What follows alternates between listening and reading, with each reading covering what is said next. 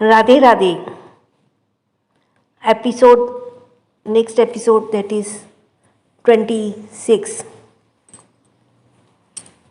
यक्षित meets Shaan. Vanya की यक्षित की बातें सुनकर बहुत शर्म आ रही थी। वह उसके मुंह पर हाथ रखते हुए बोली, ये आप बेशर्मों की तरह एक ही बात बार बार रिपीट करते हुए एम्बेरस मत करिए। वन्या भी सोच में पड़ गई थी कि आखिर सच में तो यक्षित की बातें सही नहीं है, क्योंकि जिस कॉन्फिडेंस से वह ये सब बोल रहा था, वन्या भी धोखा खा रही थी कि उसकी बातें सच भी हो सकती हैं। अब आगे वन्या अपने दिमाग पर जोर डालने के कल रात आखिर हुआ क्या था, पर वह जितना ज़्यादा जोर डालने की कोशिश करती, उसका सिर दर्द उतना ही दर्द से फट जाता। यक्षित समझ गया था कि वन्या को हैंगओवर हो रहा है। उसने एक मेड को पहले ही लेमोनेड लाने के लिए ऑर्डर दे दिया था, क्योंकि उसे पता था कि वन्या को उठने के बाद इसकी ज़रूरत पड़ेगी। जब यक्षित ने उसे बहुत परेशान होते हुए देखा तो उसने उसे सताने की सिलसिला बंद करते हुए उसके करीब आया और उसके चेहरे पे आकर बालों को कान के पीछे करते हुए बोला, डोंट वरी, कल रात हमारे बीच कुछ नहीं हुआ।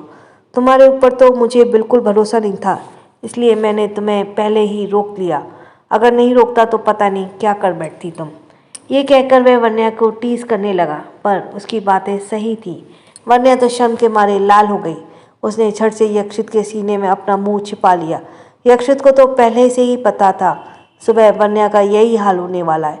वह वन्या की इस क्यूट हरकत पर स्माइल करने लगा और उसने अपनी बाहों में कसते हुए बोला, मुझे लगा नहीं था इतनी बोल्ड हरकतें करने के बाद तुम इस तरह से शर्मा कर मेरे सीने से छिप जाओगी। वन्या को तो अब और ज़्यादा शर्म आने लगी।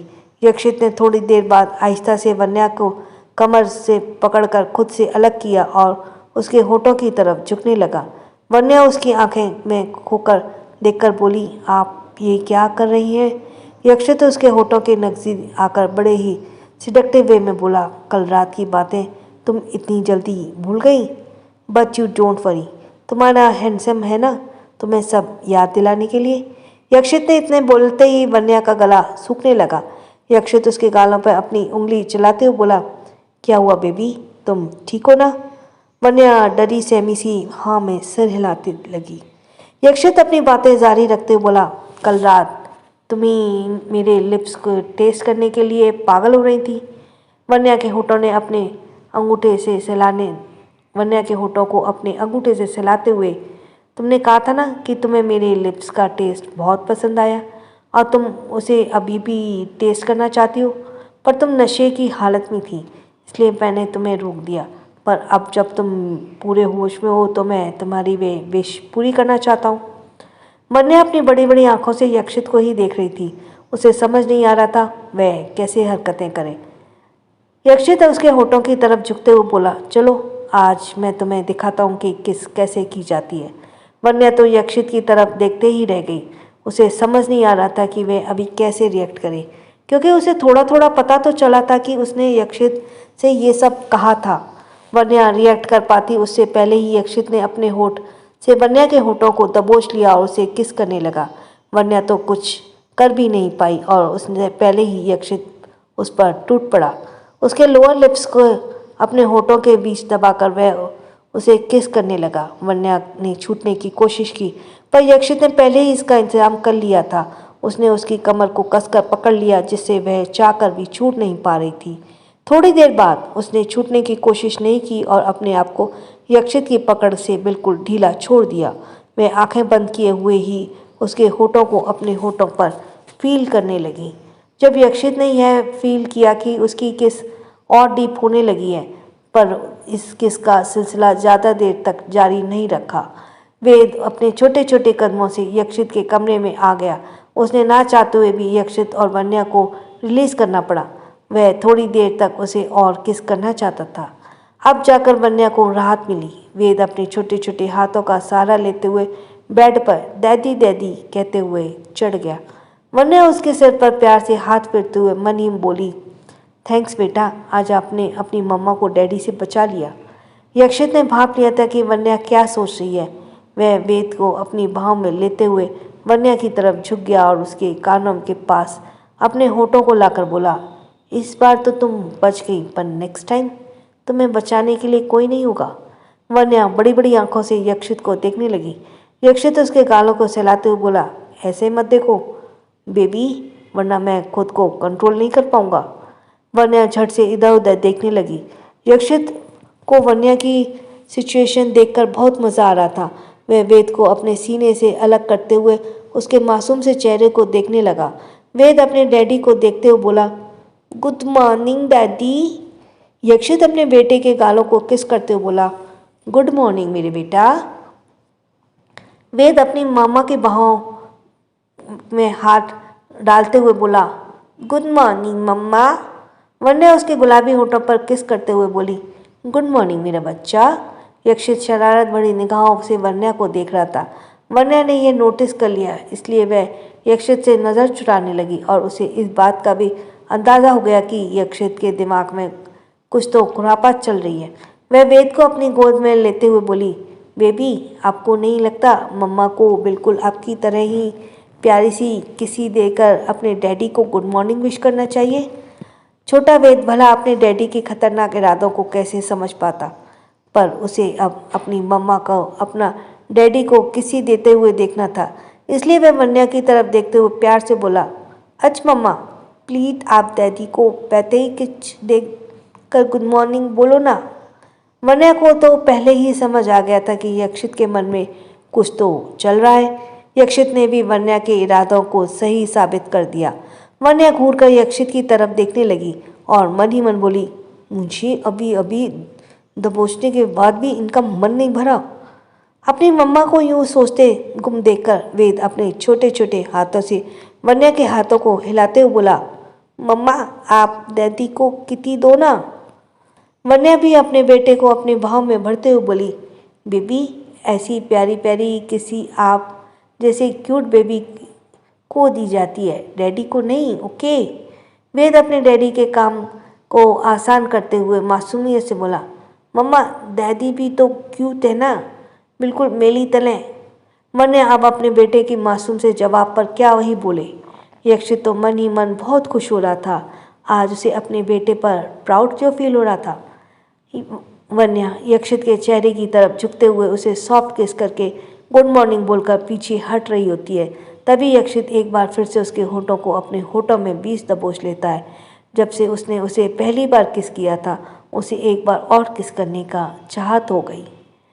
ऐसे करते हुए यक्षित वेद और की आंखों में अपने एक हाथ रख देता है और वन्या को एक बार फिर डीपली किस करने लगता है।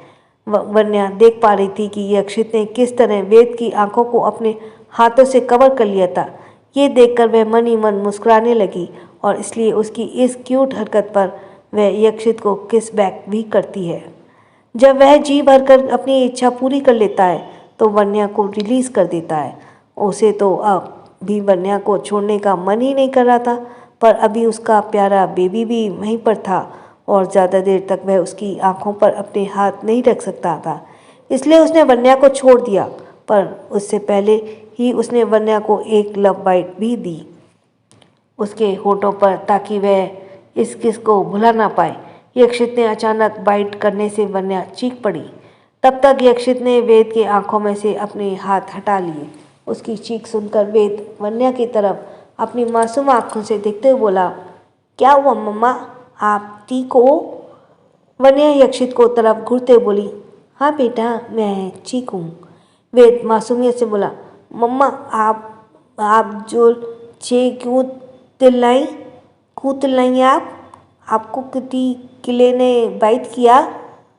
वन्या अपने होठों को सहलाते हुए यक्षित की तरफ देखकर बोली, हाँ बेटा आपकी मम्मी को एक जहरीले कीड़े ने बाइट कर दिया। वन्या को खुद को इस तरह से घूरता देख यक्षित मन ही मन स्माइल कर रहा था। वन्या यक्षित को इग्नोर करते हुए वेद को अपनी गोद में बिठाकर बोली, क्या बात है मेरी बेबी, बहुत क्यूट लग रहा है। वेद वन्या की तरफ देखकर वो स्माइल करके बोला, मम्मा आज वेदांत की बेस्ट फ्रेंड आच्छता का बर्थडे है, इसीलिए वेदांत भी कूत कपड़े पहने हैं।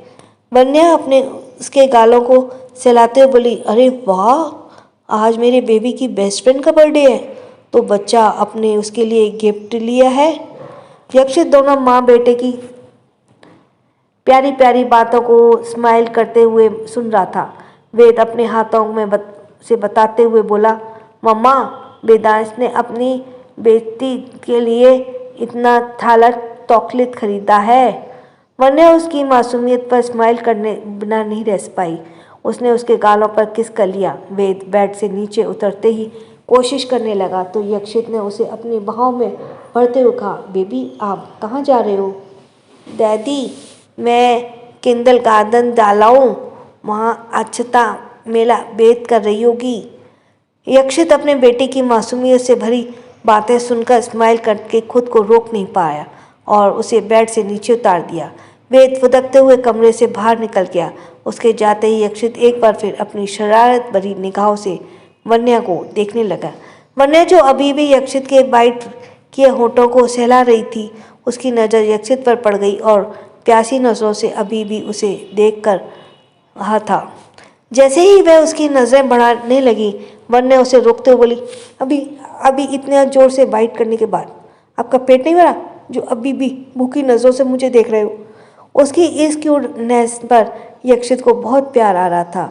वह उसकी कमर को कसकर पकड़ लेता है और अपनी तरफ खींचते हुए बोला, बेबी, उसे लव बाइट कहते हैं। और रही बात मेरी भूख नज़रों की, तो मुझे तुम्हारी क्यूटनेस से अब प्यार हो गया है, इसलिए अब तो तुम्हें चाहकर भी खुद से दूर नहीं रख पाऊंगा। वन्या अपनी टिमटिमाती आंखों से यक्षित को देखने लगी। एक बार फिर उसे सिर दर्द होने लगा तो यक्षित ने उसे लेमंडो पिला दिया। लेमंडो पीने के बाद थोड़ा राहत मिली, जिससे थोड़ी देर में उसका सिर चकराना बंद हो गया। उसे जब लगा कि वन्या अब ठीक हो गई है तो उसने उसे अपनी बाहों में उठाकर वॉशरूम की तरफ ले गया और उसे बाथटब में बिठाते हुए बोला, खुद से नहा लोगी या मैं हेल्प करूं? वन्या उसे घुटते बोली, कितनी बेशर्म है आप, आपको शर्म नहीं आती ऐसी बातें करते हुए? यक्षित उसे टीज करते हुए बोला, जान, अभी तुमने मेरी बेशर्मी देखी कहाँ है? वन्या को एक आंख मारते हुए वह वॉशरूम से बाहर आ गया। वन्या तो उसे देखती ही रह गई। जब से वन्या ने उसे किस किया था, यक्षित पर तो जैसे उसका एक अलग ही नशा चढ़ा हुआ था। थोड़ी देर बाद वन्या शॉवर लेकर बाहर आई। उसने देखा कि यक्षित अभी भी सोफे पर बैठा हुआ है। वन्या अभी बाथरूम में थी। उसने बाल अभी गीले थे और उसमें से एक भीनी भीनी खुशबू आ रही थी। वह यक्षित की तरफ देखते हुए बोली, आप ऑफिस नहीं गए आज? यक्षित वन्या को अपनी तरफ खींचकर उसे अपनी गोद में बिठा लेता है।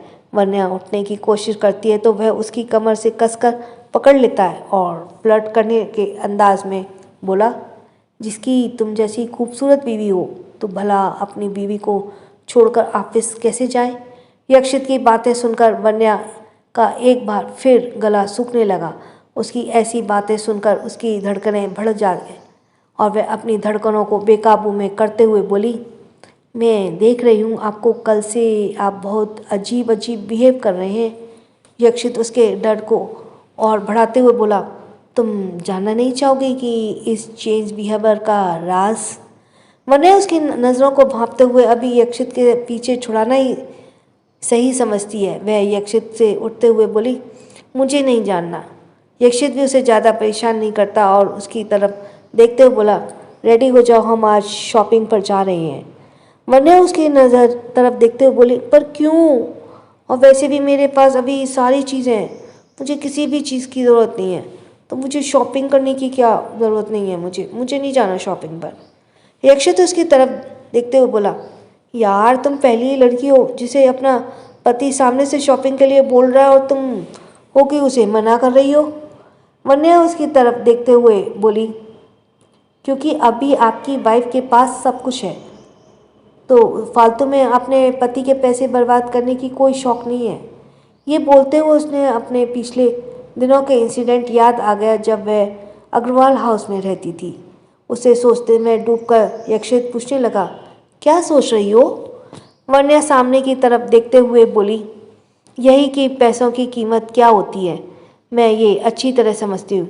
जब पैसों की कमी की वजह से मैं फाइनल ईयर में एक पेपर में नहीं बैठ पाई थी, तब मुझे पता चला था कि पैसों की कीमत क्या होती है।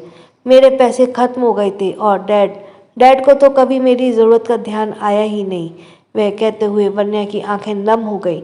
यक्षित को पता था कि वन्या पार्ट टाइम जॉब करके अपने एक्सपेंसेस खुद उठाती थी और उसके डैडी को उसके होने ना होने का कोई फर्क नहीं पड़ता था।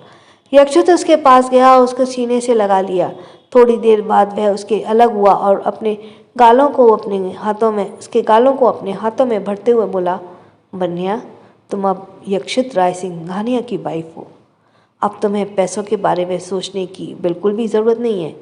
इन सब का ख्याल रखने के लिए तुम्हारा पति है। वन्या अपनी नम आंखों से यक्षित को देखने लगी, जो बिना कहे ही उसकी बातें समझने लगा। उसके बिना बताए ही वह उसकी तकलीफ जान लेता था। उसे वो हर चीज़ देता जिसकी वह अनजान थी, और हर वो खुशी देता वो उसे उसके डैड नहीं थे पाए थे। इन सबको सोचते हुए वह यक्षित के सीने से लग जाती है। यक्षित उसे अपनी बाहों में थाम कर उसके पीठ को सहलाने लगता है और उसके कानों के पास जाकर बोला, रेडी हो जाओ, हम अभी जाने वाले हैं। वन्या यक्षित को अलग हुई और उसकी तरफ स्माइल करके देखते हुए हाँ में सिर हिला देती है। यक्षित ने एक ड्रेस देते हुए कहा, इसे पहनो। वन्या ने हाँ में सिर हिलाया और यक्षित के हाथों से वह ड्रेस लेकर थोड़ी देर में वह तैयार होकर बाहर आ गई। उसके लंबे बाल खुले थे जिसमें वो हवा में लहरा रहे थे। कानों में छोटे छोटे डायमंड ईयरिंग पहने हुए थे जो उस पर बहुत जच रहे थे। वन्या ने डार्क पिंक कलर की एक मिड लेंथ गाउन पहना था। वह भी एक स्ट्रेपी गाउन था जिसमें वन्या की गोरी बाहें अच्छे से नजर आ रही थी। ओवरऑल इस लुक में वह बेहद खूबसूरत लग रही थी। यक्षित की तो बस उस पर नजरें ही नहीं हट रही थी। वह स्माइल करते हुए यक्षित की तरफ देखकर बोली, कैसी लग रही हूँ मैं? यक्षित अब क्या बोले। वन्या तो उसकी इमेजिनेशन से भी ज़्यादा खूबसूरत लग रही थी। वह आहिस्ता से उसके करीब आया और उसके होठों की तरफ बढ़ते हुए बोला, बेबी, आज जान लेने का इरादा है क्या? यक्षित का इतना कहना ही था कि वन्या शर्माने लगी। शर्माते हुए और भी ज़्यादा खूबसूरत लग रही थी। यक्षित को तो उसके ऊपर कंट्रोल करना मुश्किल हो रहा था। वैसे तो उसे अपने आप पर पूरा कंट्रोल था, पर जब उसे वन्या के किस किया था उसका ये कंट्रोल अब उसके बेकाबू में नहीं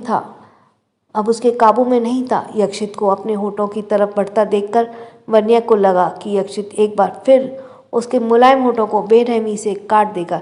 इसलिए वह अपने होठों पर अपना हाथ रखते हुए मासूमियत से बोली, नहीं, मुझे अभी अपने होठ नहीं कटवाने। उसकी मासूमियत से भरा जवाब सुनकर यक्षित खुद को स्माइल करने से रोक नहीं पाया। उसने वन्या को अपनी बाहों में उठा लिया और उसके गालों को चूमते हुए उसे कार के पास ले आया और उसे आहिस्ता से बिठाकर दूसरी तरफ आकर ड्राइविंग सीट पर बैठ गया। वह आज खुद ही ड्राइविंग करने वाला था। थोड़ी देर में उसकी कार मॉल के वीआईपी पार्किंग एरिया में पार्क हो गई। वे दोनों अंदर आ गए। आज ज़्यादातर मॉल खाली ही था। कुछ गिने चुने कस्टमर्स ही थे। यक्षित वन्या का हाथ पकड़कर कपड़ों के सेक्शन की तरफ ले जाने लगा। तभी एक लड़का जो वन्या को देखते हुए उसकी तरफ आने लगा। वह वन्या इस बात से बिल्कुल बेखबर थी। वह तो बस वहाँ की लग्जरी को देखने में लगी हुई थी, क्योंकि इतने बड़े मॉल में वह आज तक नहीं आई थी। शॉपिंग करना तो दूर की बात थी। To be continue. तो आखिर कौन है ये लड़का और वन्या की तरफ क्यों आ